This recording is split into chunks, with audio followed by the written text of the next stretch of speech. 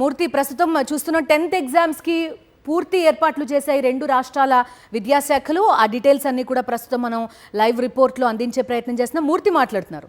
రాష్ట్ర వ్యాప్తంగా ఈ రోజు నుంచే 10వ తరగతి పరీక్షలు ప్రారంభమయ్యాయి. ప్రధానంగా ఆంధ్రప్రదేశ్ రాష్ట్ర వ్యాప్తంగా ఈ రోజు నుంచి ఈ నెల 30 వరకు కూడా 10వ తరగతి పరీక్షలకు సంబంధించి అన్ని ఏర్పాట్లు సిద్ధం చేశారు. ఈ నేపథ్యంలోనే 9:30 గంటల నుంచి 12 గంటల 45 నిమిషాల వరకు కూడా ఈ యొక్క 10వ తరగతి పరీక్షలు రాయబోతూ ఉన్నారు. ఆంధ్రప్రదేశ్ రాష్ట్ర వ్యాప్తంగా 7,25,000 మంది పైగా ఈ యొక్క 10వ తరగతి పరీక్షలు ఈ నెల 30 వరకు కూడా రాయబోతున్నారు. సెకండ్ లాంగ్వేజ్ పరీక్ష ఈరోజు మొదటి రోజు జరగబోతోంది. తిరుపతి జిల్లాలో మొత్తం 162 కేంద్రాల్లో 30,546 మంది విద్యార్థులు పరీక్ష రాయబోతున్నారు. పరీక్ష కేంద్రాల వద్ద 144 సెక్షన్ విధించారు. పరీక్ష కేంద్రాల్లోకి 9:30 గంటలకు పరీక్ష ప్రారంభం నేపథ్యంలో విద్యార్థులు తల్లిదండ్రులంతా కూడా ఒక్కొక్కరిగా పిల్లలను బుద్ధులు నేర్పుతూ ప్రశాంత వాతావరణంలో వారంతా కూడా పరీక్ష రాయాలన్నటువంటి బుద్ధులు చెప్తూ వారందరికీ కూడా ఎలాంటి టెన్షన్ వాతావరణం తీసుకోకుండా పరీక్షను రాయాలని చెప్పి వారందరికీ పిల్లలకు సర్ది చెప్పేటువంటి పరీక్షలు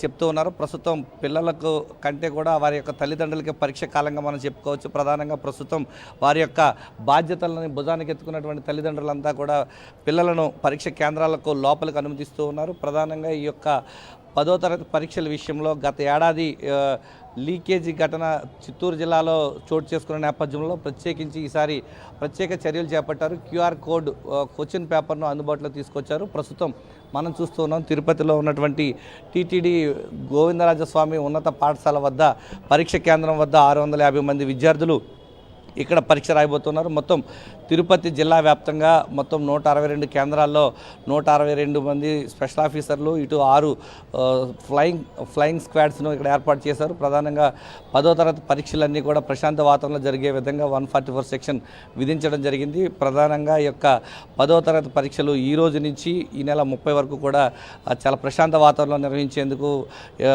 విద్యాశాఖ అధికారులన్నీ కూడా ప్రత్యేక చర్యలు చేపట్టారు. Okay Murthy, thank you.